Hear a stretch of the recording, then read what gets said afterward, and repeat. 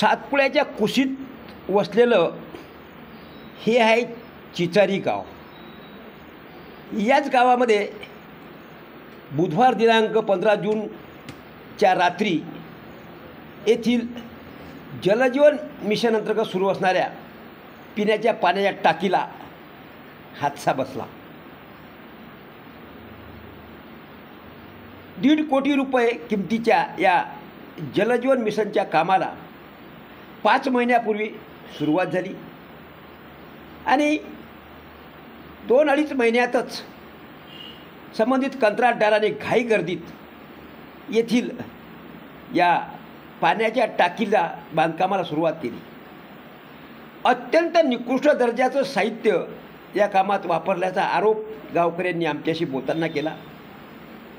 रेती रुडी गिट्टी याचा स्थानिक ठिकाणी मिळेल अशा पद्धतीचा वापर त्यांनी केला आणि ते निकृष्ट साहित्य वापरल्याने आणि संबंधित बांधकामावर पाण्याचा वापर अल्पसा केल्याने हे बांधकाम शेवटी प्लिंथ लेवलवर आल्याबरोबर कोसळलं आणि त्याची आज चौकशी वरिष्ठ अधिकाऱ्यांनी केली. बुलढाणा, खामगाव, नागपूर येथील स्ट्रक्चरल असिस्टंट किंवा गुण नियंत्रण पथकाचे अधिकारी यांनी या ठिकाणी येऊन या कामाची चौकशी केली. कार्यकारी अभियंता, शाखा अभियंता आदी अधिकारी वर्ग यावेळेस या ठिकाणी उपस्थित होता.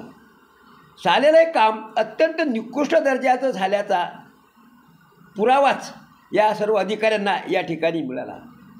यावेळी स्वाभिमानी शेतकरी संघटनेचे प्रदेशाध्यक्ष प्रशांत डिक्कर यांनी संबंधित अधिकाऱ्यांचा खरपूस समाचारसुद्धा घेतला आणि झालेल्या कामामध्ये दोषी असणाऱ्या अधिकाऱ्यावर, कर्मचाऱ्यांवर आणि कंत्राटदारावर तातडीनं कारवाई करावी अशी मागणीसुद्धा त्यांनी यावेळेस इथं केली.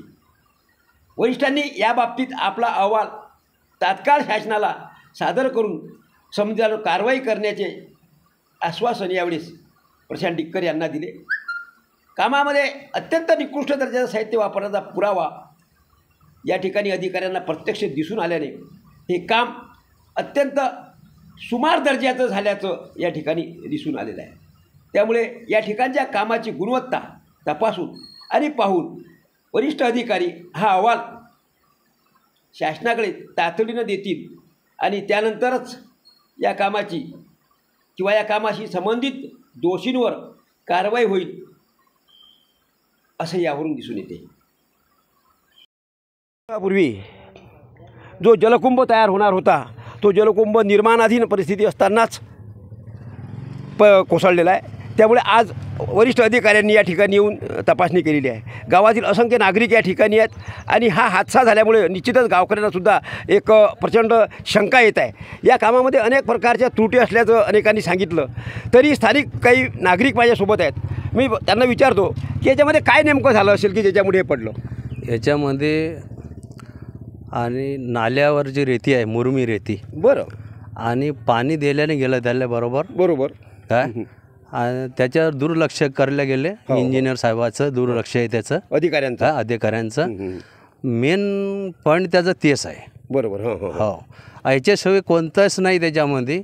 वादळीनं कधीच कोणतीही टाकी आजपर्यंत पडली नाही. वादळ लय आले, वीज लय पडली, पण आजपर्यंत कुठंही मला दाखवा तुम्ही विजन नाही झालं की वीज पडली तर एका बाजूचा कोपरा पडून जाईल, बरोबर, पण पूर्ण टाकी पडणार नाही. याले दोषी इंजिनियर साहेब आहे.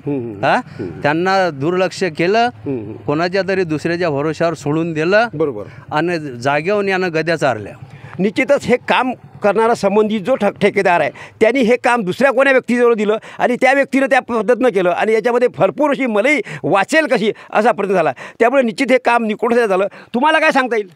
मी हे सांगतो की आम्ही बैठक केली, बरोबर, आणि ठेकेदाराला सांगलं की पूर्णाची रेती वापरतो. पहिले सुद्धा चांगलं होतं आणि आम्हाला लाईनचा प्रॉब्लेम येते तर आम्हाला डीपी पहिले पाहिजे. बरं, हे आम्हाला करार करेल होतं, बाकी त्यानं आमच्यावर आम्हाला दूर केलं. त्या तरी आम्हाला त्या कामा शेजून हटवला आणि ते बोगस काम रेतीचं केलं त्यानं. म्हणजे निकृष्ट दर्जाची रेती वापरल्या गेली. हा, हे नायला नुल्याची रेतीनं आजूबाजूच्या परिसरात. हा, आणि सिमेंटसुद्धा निकृष्ट दर्जाचं वापरल्याचं वाटते. सिमेंट बी तसंच केलं जाईल, कमी कमी आहे आहे, सिमेंट बी कमी आणि आहे. याच्यावरचे पाणी उन्हाळ्यामध्ये काम झाले, भर उन्हामध्ये, त्यावेळेस याच्यावर पाणी वगैरे जो काही आवश्यक पाहिजे ते सुद्धा मारल्या गेलं नाही. नाही, कमी मारले गेले ते.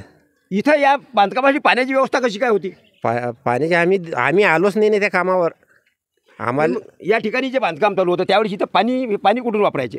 पाणी बाहेरून आणलंय ना, हे इथं बोरिंग आहे ना. बरं पण ते पाणी कधी लाईन राहते कधी नाही राहत. बरं. त्याच्यानं त्याला अपुरं पाणी भेटलं. हां हां हां. त्याच्याच्यानं ते शिकस्त काम झालं आणि ते काही वादळलं नाही, काही विजन पडलं नाही. ते कामामध्येच मोठा कमी पाय का त्याच्यानं ते पडल्या गेलं आणि 4-5 कालम एक सोबत पडल्या गेले. काहून की 5 कालम पडू शकत नाही. एक पडलं तर एका बाजूनं टाकी जाणार का, पण ते येऊन मधात पडलेले आहे का. याची चौकशी लवकर करण्यात यावा आणि या दोषावर कारवाई करण्यात यावा हे माझी विनंती आहे. निश्चितच या प्रकरणामध्ये झालेला हा फ्रॉड आणि याच्यामध्ये असलेले दोषी अधिकारी, संबंधित अधिकारी, कंत्राटदार आणि या संबंधित असणारे सर्व घटक याच्यावर कारवाई झाली पाहिजे अशी चिचारी वासियांची मागणी आहे. कारण खऱ्या अर्थानं चिचारी वासियांसाठी पिण्याच्या पाण्याची उत्तम अशी व्यवस्था इथं होणार होती, पण हे असं झाल्यामुळे निश्चितच चिचारी वासियांना काही दिवस आता शुद्ध पिण्याच्यापासून वंचित राहावं लागेल. कॅमेरामन सुरेशसह प्रल्हाद दातार, साक्षीदार न्यूज, चिचारी, संग्रामपूर.